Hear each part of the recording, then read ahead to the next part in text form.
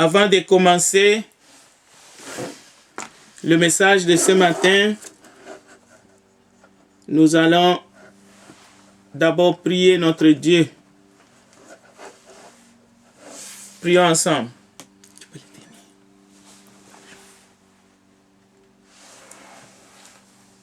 Gloire et louange à toi, notre Père, car tu es bon. Nous voici en ces deuxième dimanche de la campagne d'évangélisation. Nous te demandons que ton Esprit Saint nous guide et que ta parole nous édifie. Merci pour tout. Merci pour ta grâce. Merci pour ta miséricorde.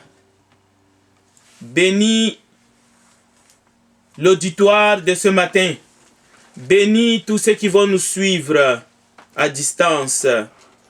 Bénis toutes les familles. Nous te les demandons, Père, au nom puissant de notre Seigneur et Sauveur Jésus-Christ, qui vit et qui règne au siècle des siècles. Amen.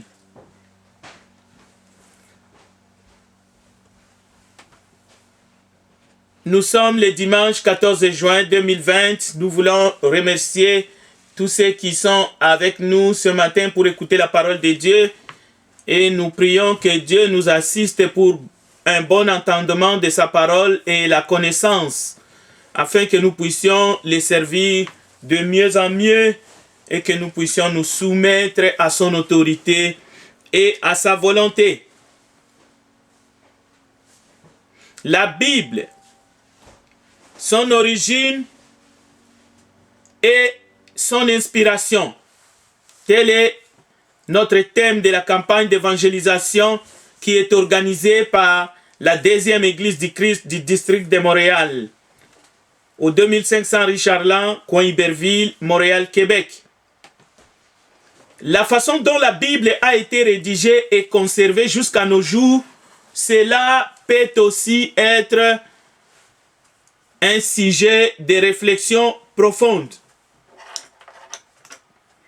Mais nous allons nous pencher surtout sur son origine et son inspiration. Parce que souvent nous sommes émerveillés de voir tous les périples, comment est-ce que la Bible a traversé les mers, les continents, comment est-ce qu'on a retrouvé les écrits, certains écrits. Nous savons tous, chers auditeurs, que la Bible avait été confinée après la mort des apôtres et même quelques siècles plus tard. Cela veut dire que les politiques, y compris quelques chefs religieux, n'ont pas voulu que la Bible soit accessible à tous, mais plutôt soit réservée à une classe qui, eux, avaient le droit non seulement de les détenir, de les lire et de les transmettre comme bon leur semblait. Ceux qui voulaient ou pouvaient être pris en flagrant délit d'avoir ces livres chez eux et de les lire, la sentence était finale. C'était la sentence de mort. Donc, dans ce sens-là, c'est un privilège non seulement d'avoir les Écritures saintes aujourd'hui, mais aussi de partager. Certains détracteurs modernes de la Bible croient même que la Bible a perdu son originalité ou tout simplement parce que, selon eux, la Bible a été falsifiée. D'autre part, nous attendrons dire qu'il existe un livre magnifique appelé la Bible, même si elle a perdu son originalité, c'est-à-dire nous avons perdu l'original, mais on reconnaît quand même que c'est le livre qui est le plus traduit, donc dans plusieurs langues du monde, parce qu'elle est le livre le plus vendu. Il y a des éloges, pas seulement de la Bible, mais aussi des autres livres, qui sont soit pas traduits, mais plus lus et beaucoup plus vendus. Alors, la Bible, 4 milliards d'exemplaires mais cela date déjà de quelques années. On peut ajouter. Donc, 4 milliards d'exemplaires de copies vendues dans le monde, c'est les best-sellers, toutes catégories confondues. En deuxième position, il y a le Coran, plus de 3 milliards d'exemplaires, considéré par les musulmans comme le premier. Vous comprenez déjà qu'il y a conflit. Mais il y a d'autres livres, par exemple Don Quichotte, ou tout simplement les citations du président Mao Tse-tung. Nous ne voulons pas mettre tout cela en ligne avec les livres sacrés, c'est-à-dire la Bible, les Écritures saintes. Mais nous voulons dire tous ces témoignages vaut ce qu'il vaut. On n'a pas de commentaires à faire. Les ventes spectacles ne nous disent rien du tout. Ce n'est pas cela qui vient ajouter ou confirmer qu'un livre est saint et que ses écritures sont inspirées. La Bible est un livre même classé comme étant un livre ésotérique dans certaines librairies. Et nous pouvons dire aussi que la Bible a été utilisée par les non-croyants comme par les chrétiens, disons pas au premier siècle, mais quelques temps après, quand on a eu toutes les Écritures, les apôtres ont fini de rédiger leurs lettres. Mais la Bible peut être utilisée ou a été utilisée par n'importe qui. Mais cela n'a pas changé la vocation de la Bible, qui est la parole de Dieu pour l'évangélisation du monde. Dieu a parlé au monde à travers ses écrits rédigés par des personnes qui ont été choisies, 40 au total. Il s'agit des paroles d'un être suprême dont le nombre de jours ne sont pas comptés. Ce n'est pas à cause de la vente de ces livres qui est compté par milliards d'exemplaires, bien que cela n'est pas négligeable, mais le contenu de la Bible, c'est les paroles d'un être sublime. Nous trouvons dans la Bible les desseins de Dieu pour l'humanité, rédigés par environ 40 écrivains choisis précieusement par le Dieu Tout-Puissant et inspirés par un être magnifique qui est le Saint-Esprit. Et d'ailleurs, le Saint-Esprit est Dieu. Nous y trouvons la parole de Dieu, mais nous savons tous que la parole faite chair, c'est Jésus-Christ qui est une source d'eau vive, intarissable. Donc, la Bible n'est ni la constitution d'un pays, même si nous pouvons voir que certains brandissent la Bible comme étant un livre de droit pour les peuples de ce monde, mais rien à voir de tout cela. La Bible, c'est la parole de Dieu. La Bible n'est pas non plus un instrument pour formater les gens ou conditionner les gens. À cause de ces mauvais usages de la Bible, les gens ont incriminé la Bible sans la connaître, sans l'avoir lue. Ce n'est pas parce que quelqu'un a fait mauvais usage de la parole de Dieu qu'il faut condamner la Bible et la parole de Dieu. Nous pouvons prendre l'exemple d'un homme qui utilise un couteau de cuisine pour faire mal à quelqu'un d'autre, pour blesser quelqu'un d'autre, commettre un homicide. Cela ne fait pas de ce meurtrier le concepteur, ni celui qui a inventé les couteaux de la cuisine. Donc, vous comprenez que notre démarche est qui est à l'origine de la Bible. Ce n'est pas ceux qui ont mal utilisé la Bible pour conditionner, pour maltraiter ou pour contrôler les cerveaux des gens. Nous venons de voir l'exemple du couteau de la cuisine qu'on peut blesser avec, qu'on peut tuer avec. Est-ce Dieu ou les hommes qui sont à l'origine de la Bible, parole de Dieu?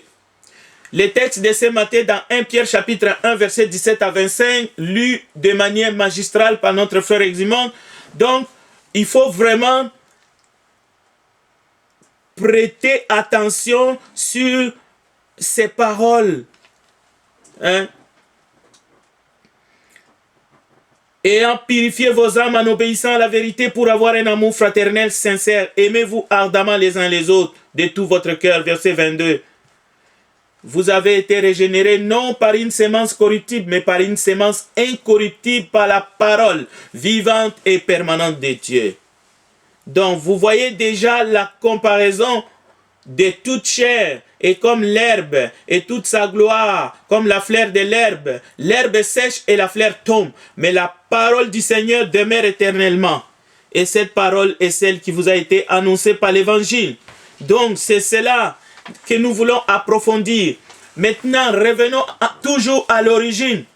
Les langues telles que l'araméen, l'hébreu, les grecs font partie des langues de ce monde. Et ce ne sont pas des langues célestes, ni des langues des anges.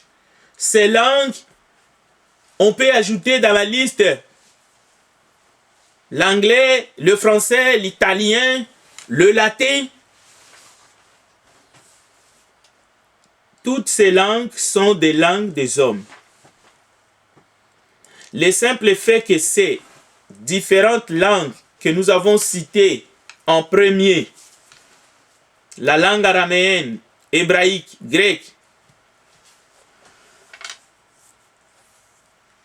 ont été de près et de loin utilisées à l'époque, bien que quelques-unes faisaient à ce temps-là partie des langues dites mortes. Cela ne devrait pas devenir un sujet pour s'enorgueillir ou pour s'approprier l'authenticité de la Bible. La Bible est d'origine divine parce qu'elle est inspirée par le Saint-Esprit de Dieu. La Bible n'est pas d'origine juive. La Bible n'est pas d'origine grecque. La Bible n'est pas d'origine romaine, moins encore d'origine africaine. Donc, à ce stade, nous voulons dire que, qui que vous soyez, ne rejetez pas l'autorité de la parole divine en utilisant des prétextes mensongers. Il existe un groupe originaire d'Afrique qui milite pour la reconnaissance des apôtres et d'un Jésus originaire de l'Afrique. Il milite pour que on reconnaisse que les Hébreux étaient originaires d'une certaine, entre guillemets, race. Adam et Ève aussi, Abraham, Noé, étaient tous des originels d'Afrique. Et l'actuelle Bible, c'est une fabrication des Européens dans le but de contrôler les autres peuples, et en particulier les peuples du Moyen-Âge, et en particulier les peuples d'origine africaine. Mes amis, ça, ce sont des élucubrations, mais en tout cas des illuminés qui critiquent la Bible, mais ils n'ont jamais critiqué dans un sens les autres choses que nous voulons donner un exemple. Leur présence dans les Eldorado, à Paris, à New York, ils passent leur vie aisément, ils sont trempés dans le matérialisme jusqu'au bout, ils aiment l'argent des Occidentaux. Voilà, ils ont trouvé un bouc émissaire qui est la Bible, et ils ont critiqué, mais de manière verte, la Bible, soi-disant qu'elle n'est pas crédible. Cette Bible-là n'appartient pas à tous les peuples, et même le sauveur appartient seulement aux Occidentaux. Alors il faut un autre sauveur pour les autres peuples du monde. Mais quand ils sont malades, les voilà, ils viennent se faire soigner aux États-Unis, en France, en Inde, ainsi pour essayer de conserver leur vie. Et quand ils vont dans les universités, c'est toujours dans les universités des Occidentaux. On peut se demander c'est pour apprendre quoi, si ce n'est pour apprendre les choses qui sont encore une fois inscrites dans la Bible. Parce que toute la théologie, et ils sont docteurs en théologie, docteurs en ceci, cela. Donc, nous voulons dénoncer ces choses. Si les Européens ont écrit la Bible pour la colonisation, si le but de la Bible, c'est l'asservissement de peuple, pourquoi a-t-on caché encore le même livre pendant des siècles? Pourquoi?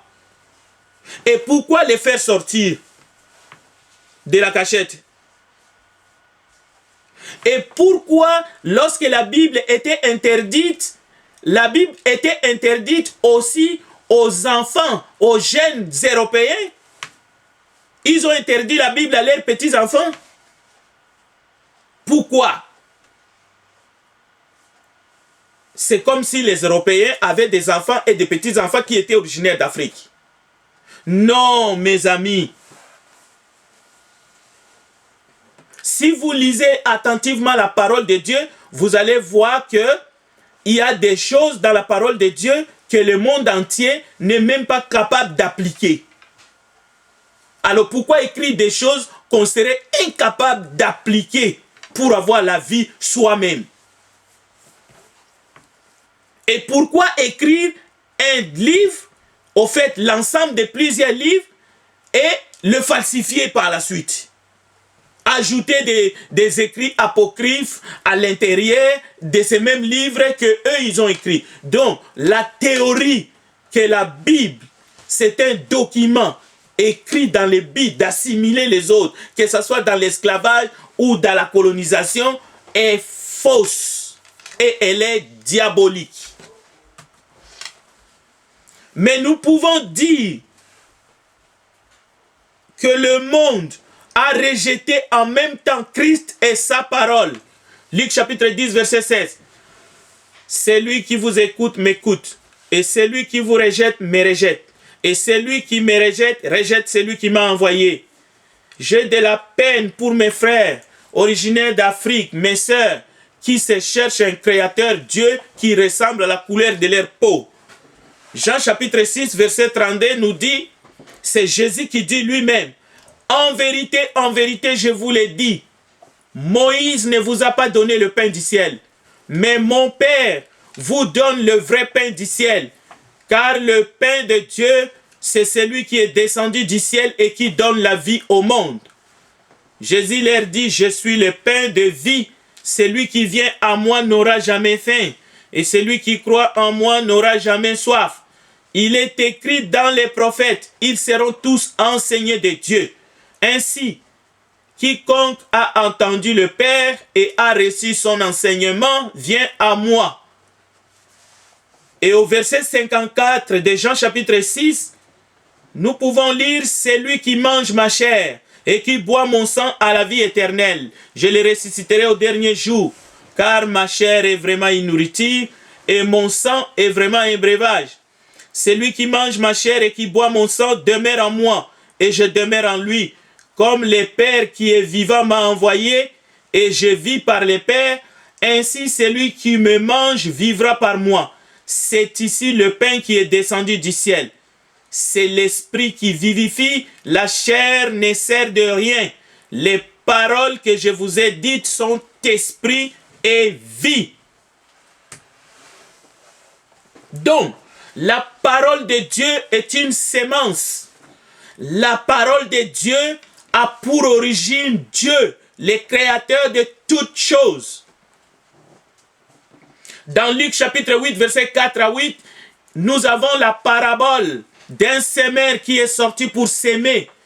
Il a répandu sa semence. Des grains tombèrent au bord du chemin. Nous entendons que les oiseaux virent et le mangèrent. D'autres tombèrent sur un sol rocailleux et ne trouvant qu'une mince couche de terre. Donc, lorsque Jésus donne la signification de cette parabole à ses disciples les plus rapprochés, il leur dit ceci. Vous donc, écoutez ce que signifie la parabole du semeur. Chaque fois que quelqu'un attend le message qui concerne le royaume et ne le comprend pas, ce n'est pas parce que vous ne comprenez pas un texte qu'il faut le diaboliser.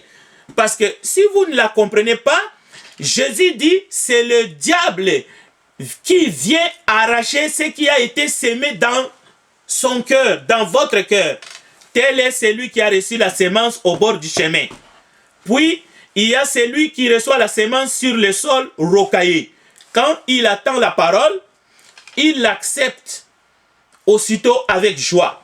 Mais il ne la laisse pas prendre racine en lui, car il est inconstant. Quand surviennent des difficultés ou la persécution à cause de la parole, le voilà qui abandonne tout. Ce n'est pas à cause des difficultés, quels qu'ils soient, que ce soit le socialisme, le communisme, le capitalisme, que ce soit l'esclavage, la traite des esclaves, qu'il faut abandonner tout et essayer de se créer, mais une fausse parole pour s'égarer toute une génération et même créer des dieux à l'image des hommes. Soi-disant, c'est notre sauveur, mais c'est un homme mortel. Comment votre sauveur peut mourir? Et sa tombe existe jusqu'aujourd'hui. Mais le sauveur du monde, la tombe n'a pas pu contenir son corps. Il est sorti du tombeau le 3e jour. Jésus-Christ, le 1er jour de la semaine, il est ressuscité. C'est pour cela que l'église se réunit le 1er jour de la semaine. Le verset 22. Un autre encore a reçu la semence parmi les ronces. C'est celui qui écoute la parole, mais en qui elle ne porte pas de fruits, parce qu'elle est étouffée par les soucis de ce monde et par l'attrait trompeur des richesses. Voilà pourquoi nous avons donné l'exemple des gens qui sont là pour dire la Bible, c'est pour les Occidentaux, mais ils sont en train de chercher l'argent en Europe comme des malades. Ils travaillent matin, midi, soir. Mais écoutez, il faut être réaliste. Vous ne pouvez pas envoyer vos enfants dans les écoles des diables, dans les écoles des démons. Il faut arrêter avec la spéculation, une fois pour toutes, parce que vous égarez votre propre descendance. Nous sommes en train de dire à tous, quelle que soit votre origine, que la Bible, c'est la parole de Dieu. Si vous êtes attentif, si vous écoutez Dieu, vous allez avoir la vie en vous-même et après votre mort, vous allez vivre éternellement avec Dieu. Et cette parole est inspirée de Dieu. La Bible n'a pas de couleur.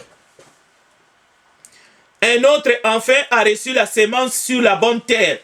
C'est celui qui écouta la parole et la comprend, alors il porte du fruit chez l'un, un grain en rapporte 100, chez un autre 60, chez un autre 30. Quel type de terre votre cœur est? Ou quel type de terre vous êtes?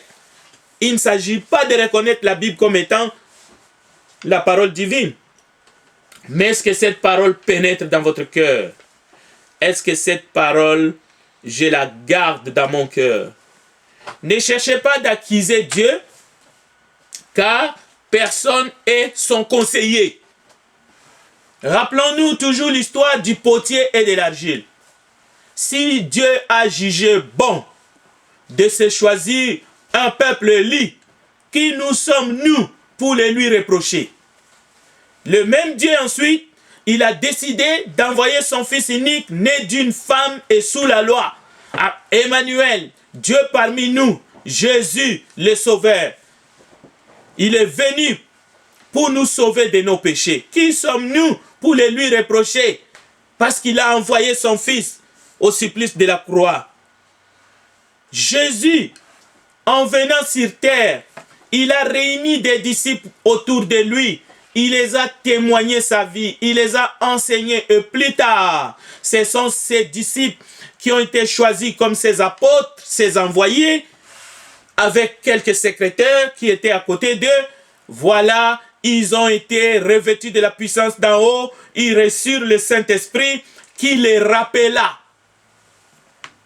Alors, ils ont écrit des lettres, des livres séparés les uns des autres, qui par la suite ont été mis ensemble pour former ce que nous appelons aujourd'hui la Bible, qui contient justement le message, le dessein de Dieu pour l'humanité. Avec un seul thème, un seul personnage central, le Christ. Malgré les années qui séparaient les auteurs de ces livres, nous voyons qu'il y a une colonne vertébrale. Il y a une même pensée. Ils ont tous été inspirés par le même esprit. Et leur message est véritablement accordé. Pierre dit en 2 Pierre chapitre 1 verset 21, « Car jamais aucune prophétie n'a été proférée par l'effet d'une volonté humaine. C'est poussé par l'Esprit Saint que des hommes ont parlé de la part de Dieu. » Dieu est le vrai auteur des Saintes Écritures. Vous pouvez l'accepter. Vous pouvez sourire. Mais sachez une chose. Ce monde passera. Tu passeras. La convoitise du monde passera. Ce que nous croyons solide, même le soleil qui illumine sur nos têtes, passera. Mais celui qui fait la volonté de Dieu, telle que nous la voyons, telle que nous la lisons dans la parole de Dieu, la Bible dit, demeure éternellement. Donc nous ferons mieux de croire à la Bible, parole de Dieu. Un Dieu qui nous aime et qui nous a écrit ce beau message qui est l'évangile de notre Seigneur Jésus-Christ. Il ne faut pas croire que le diable s'intéresse particulièrement aux origines des uns et des autres. Mais tout ce que le diable veut, c'est d'utiliser tout ce qui est possible pour vous faire douter de la parole de Dieu. Pour vous faire douter que la parole, cette parole vient réellement de Dieu. Les peuples d'Orient ont eu affaire à cette ruse du malin. Aujourd'hui, ils ont des bibliothèques remplies avec des livres tellement qu'ils ont des dieux eux-mêmes avec les deux minuscules. Les Occidentaux, pareil. Malgré que la Bible a circulé en Europe, en Occident, en Amérique. Mais les bibliothèques sont remplies par des livres de philosophie, des livres athées, les épicuriens, leurs écrivains, les historiens, capables de tordre la vraie histoire du monde. Si l'histoire du monde est tordue, cela n'enlève en rien l'autorité de la parole que Dieu nous a envoyée par ses apôtres. Si on a troqué les peuples dans un continent parce que les hommes ont voulu chercher des richesses, ça, ce n'est pas une raison pour douter de la véracité de la parole de Dieu. Les archéologues, les prêtres conquistadors, il y a tellement de livres avec des différences, et même en ce qui concerne la Bible, il y a tellement de traditions qu'on a voulu ajouter dans la Bible. Aujourd'hui, il y a des livres de magie blanche, de magie rouge. Nous voyons déjà au début de la prédication de l'évangile, les gens qui se convertissaient apportaient des livres de magie et on les brûlait et ça coûtait cher. Peut-être que vous avez une bibliothèque chez vous avec des livres racontés par des ancêtres. On peut se demander, qu'est-ce que vous en tirez? Je ne dis pas qu'il faut arrêter de lire maintenant votre journal à votre pause café. Non. Mais il y a un livre qui est le livre de vie. Le livre qui contient le message de Dieu. C'est la Bible. La Bible, ce n'est pas un livre de musée. Ce n'est pas un livre de religion.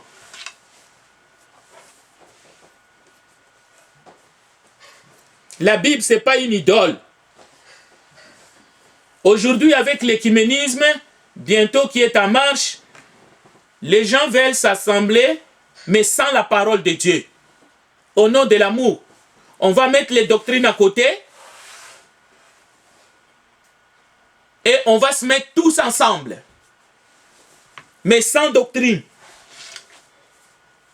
Mais écoutez, si vous mettez la Bible à côté, mais c'est qui va vous diriger? C'est qui va vous diriger? C'est qui va avoir l'autorité suprême sur vous? Si c'est un homme mortel, c'est fini, vous venez de vendre votre âme à un être humain, il va en faire ce qu'il veut. Mais en réalité, derrière l'esprit humain qui rejette la parole de Dieu, il y a le diable. Donc, vous allez vendre votre âme au diable. Si la tour de Babel n'a pas réussi à aller jusqu'au ciel, qui pensez-vous va réussir à unir le peuple au nom de l'œcuménisme et que cela va réussir cette fois-ci? Posez-vous la question. Être divinement inspiré, avoir un document qui est inspiré, n'est-ce pas bien? N'est-ce pas la sécurité de peur d'être emporté à tout vent des doctrines? La Bible ne signifie pas que dans chaque page d'une Bible, la Bible inspirée ne veut pas dire que dans chaque page d'une Bible, il n'y a pas de faute d'orthographe. Il ne manque pas un mot. Que dans chaque imprimerie, il n'y a pas un S qui a sauté. Non. Nous avons confondu le traducteur de la Bible à Dieu qui a inspiré sa parole. Écoutez, les altérations à travers les siècles, durant les compilations depuis le 5e siècle avant Jésus, un dénommé Esdras avait recueilli les 39 livres qui comptent la première partie de la Bible, sans compter les apocryphes qui ne font pas partie de la Bible. Tobie, Siracide, Maccabée, qu'on a ajouté dans la Bible qui s'appelle Tob, ou la Bible de Jérusalem. Dans les Bibles version catholique, écoutez, Jésus et les apôtres ont approuvé les 39 livres de l'Ancien Testament. La preuve, on y trouve des références dans le Nouveau Testament. Les manuscrits de la mer morte découverts à Qumran il y a seulement quelques années fournissent la preuve de ces textes. Maintenant, sachez-le, même si aujourd'hui des gouvernements se mettent ensemble pour éliminer certains versets qui les agacent dans la Bible, retenez que l'Esprit de Dieu va continuer à guider les amoureux de la parole de Dieu afin qu'ils restent fidèles à la parole de Dieu, qui est la vérité. Et personne, Jésus a dit, même pas un seul iota ne sera ôté avant que la fin arrive. Donc, ne vous en faites pas. Si vous êtes réellement né de nouveau, si vous êtes réellement baptisé pour le pardon de vos péchés, même la Tobe, vous pouvez la disposer dans vos mains. Mais quand vous arrivez à Tobie, quand vous arrivez à Maccabée, quand vous arrivez à Siracide, vous savez que ces livres ne sont pas inspirés et vous les mettez à côté. Mais vous allez lire dans Jean, vous allez lire dans Marc, vous allez lire dans Thessaloniciens et vous allez lire dans les livres de la Genèse. Les 27 livres que compte le Nouveau Testament furent rédigés au 1er siècle après la mort de Jésus-Christ. Matthieu, vers l'an 41, aux environs. Luc, vers l'an 52, après Jésus-Christ. Marc, Actes des Apôtres, entre l'an 53 et 56. Les livres de Jacques et Pierre, entre 60 et 61. Dans sa providence, Dieu continue à conserver sa parole. Et le vrai serviteur de Dieu, comme Timothée et les autres, jusqu'à nous, continue à garder les dépôts. Et cela s'est fait par la puissance de Dieu. L'hébreu et le grec anciens étaient des langues mortes, ce qui rendait difficile aux hommes sans scrupule de modifier l'authenticité de la parole de Dieu. Maintenant, chers auditeurs, chers frères et sœurs, faisons attention avec les langues vivantes que nous avons pour ne pas ajouter ou retrancher à la parole de Dieu. Parce que c'est la conclusion de la Bible dans Apocalypse chapitre 22. Celui qui ajoute ou qui retranche, son nom sera retranché dans les livres de vie. Les érudits, des savants qui ont fait un travail de traduction de la Bible, ils ont essayé de garder la pensée de Dieu intacte. Pourquoi? Parce que si le peuple remarquait que dans la traduction, ils ont omis quelque chose, ils ont changé la pensée, ils perdaient leur titre des érudits et ils ne voulaient pas perdre ce titre. Donc, il ne faut pas confondre les livres qui n'ont rien à voir avec la Bible et qui sont faits au fait soit par les désirs de la contrefaçon ou des livres qui sont faits de toute bonne foi pour aider justement à la bonne compréhension de la parole de Dieu que nous appelons les commentaires bibliques. Il faut simplement les lire avec attention, mais il ne faut pas les mettre au même rang que la parole de Dieu qui est la Bible, et il ne faut pas de faire de ces écrivains de personnes qui sont inspirées comme les apôtres. La parole de Dieu, c'est la sémence de Dieu. La sémence fait allusion à l'origine de la vie, que cela soit pour les différents êtres, y compris les plantes. Quand vous attendez la sémence en ce qui concerne les humains, c'est l'origine même de la vie. Lorsque l'homme et sa femme se mettent ensemble, c'est là que justement la vie commence.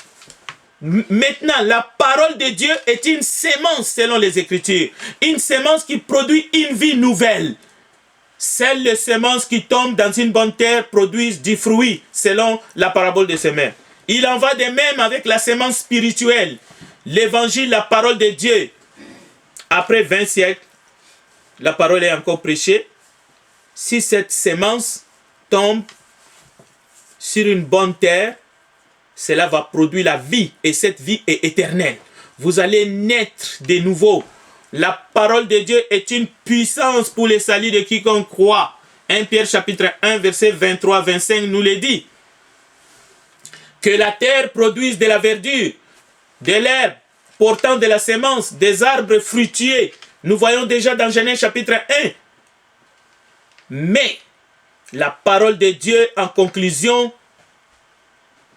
telle que nous la lisons dans Ésaïe 55, Jésus s'écrit aussi dans les évangiles, vous tous qui avez soif, venez aux eaux, même celui qui n'a pas d'argent, venez acheter et manger, venez acheter du vin et du lait sans argent, sans rien payer.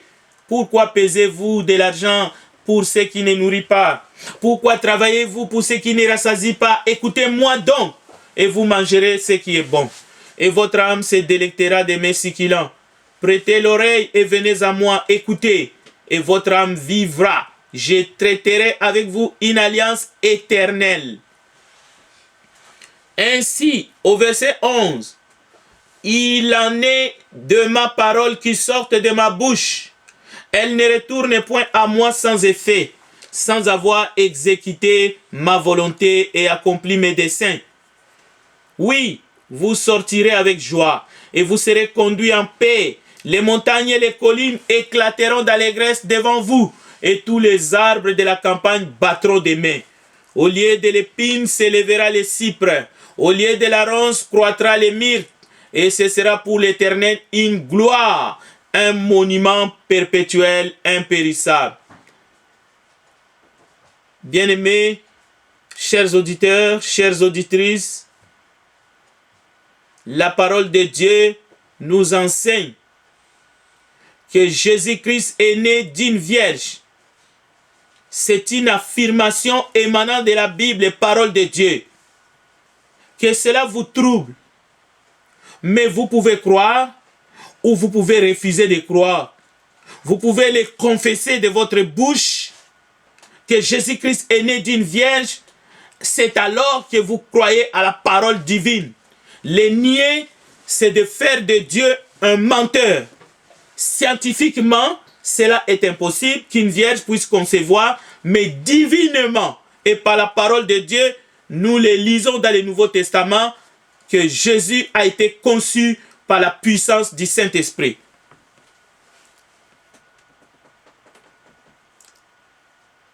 La foi chrétienne n'est pas simplement fondée sur ces événements tels que la naissance miraculeuse de Jésus et sa résurrection. Mais la venue de Jésus sur la terre, Dieu se fait homme sur tout le plan. Nous pouvons comprendre les desseins de Dieu dans la Bible. La rédemption, le salut de l'humanité, tout cela se trouve dans la parole de Dieu inspirée. Tout cela est nécessaire pour avoir une foi saine. Si vous ne croyez pas à la parole de Dieu, sachez-le que vous ne croyez pas à Dieu en personne. Et il est difficile de vous approcher de Dieu. Car il faut que celui qui s'approche de Dieu croit qu'il existe et qu'il est le rémunérateur de tous ceux qui le cherchent. Croyez-vous à la parole de Dieu dans le Nouveau Testament qui affirme: au commencement était la parole, et la parole était avec Dieu, et la parole était Dieu. Elle était au commencement avec Dieu. Toutes choses ont été faites par elle, et rien de ce qui a été fait n'a été fait sans elle. Comment ne pas accepter avec confiance que Dieu accompagne l'humanité dans son amour?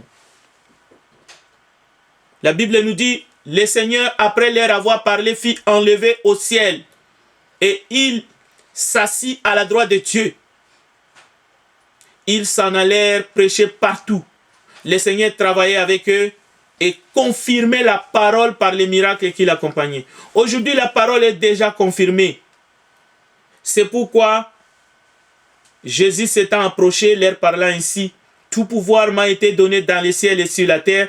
Allez, faites de toutes les nations des disciples, les baptisant au nom du Père, du Fils et du Saint-Esprit, et enseignez-leur à observer tout ce que je vous ai prescrit. Et voici, je suis avec vous tous les jours jusqu'à la fin du monde. Donc, Jésus est avec nous tous les jours. Jésus est près de toi et il veut entrer dans votre cœur. Si vous l'acceptez, si vous lui donnez votre cœur,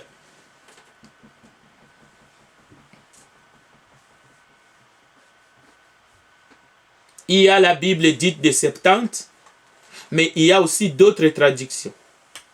Maintenant, la question n'est pas de laquelle elle est bonne.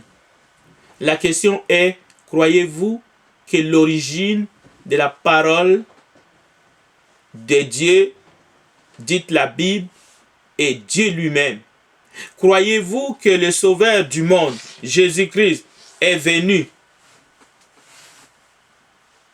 Es-tu prêt à rendre grâce continuellement à Dieu parce qu'il nous a donné sa parole? C'est le test de ce matin. Tout ce qui a trait à notre salut se trouve dans le Nouveau Testament. Maintenant, c'est pourquoi nous disons: voulez-vous faire partie de l'Église du Christ selon le modèle du Nouveau Testament, à cause de la nouvelle alliance qui a été ratifiée par le sang de l'agneau, Jésus-Christ, l'agneau de Dieu qui ôte le péché du monde? Nous ne sommes plus dans l'alliance que Dieu a traité avec Moïse et son peuple, où les animaux devraient être tués. C'est pourquoi nous n'avons qu'une Bible. Mais la doctrine du salut, dans ces temps de la grâce, dans la nouvelle alliance en Jésus-Christ, tout est centré dans le Nouveau Testament, qui est la deuxième partie de la Bible, qui compte 27 livres. Nous vous invitons ce matin à reconsidérer votre point de vue sur la Bible. Mais ce n'est pas votre point de vue qui compte, mais plutôt c'est la parole de Dieu. Parce que si la Bible n'est pas suffisante pour t'amener, pour nous amener au ciel, vous devez d'abord régler ces problèmes dans votre cœur, dans votre âme et dans votre cerveau. Parce que la foi vient de ce qu'on attend. Et ce qu'on attend vient de la parole de Christ. Que Dieu bénisse sa parole qui est éternelle. Que Dieu nous remplit de sa grâce et de son esprit. Qu'il nous ouvre l'intelligence afin que nous puissions comprendre sa parole qui est la vérité. Que Dieu vous bénisse. Amen. Que la parole soit bénie ce matin, que nous avons entendu, et que Deuxième dimanche de la campagne d'évangélisation, qui a livré sa parole. nous te demandons que ton Alors, Esprit avant de Saint nous s'approcher guide. au repas, nous allons ta chanter parole le numéro nous édifie. 181. Et après, je Merci cède la parole à le frère César, accompagné par le frère Jean-Panel et Jérémie. Le numéro 181. Merci pour ta miséricorde. Bénis l'auditoire de ce matin. Jeremy, you're gonna have to come Bénis here. tous ceux qui vont nous suivre à distance. Bénis toutes les familles. Nous te les demandons, Père. Au Please nom help de him, Seigneur. I have to Jésus. come here because if I open your phone, you can't hear it and speak to you. Tu me stops.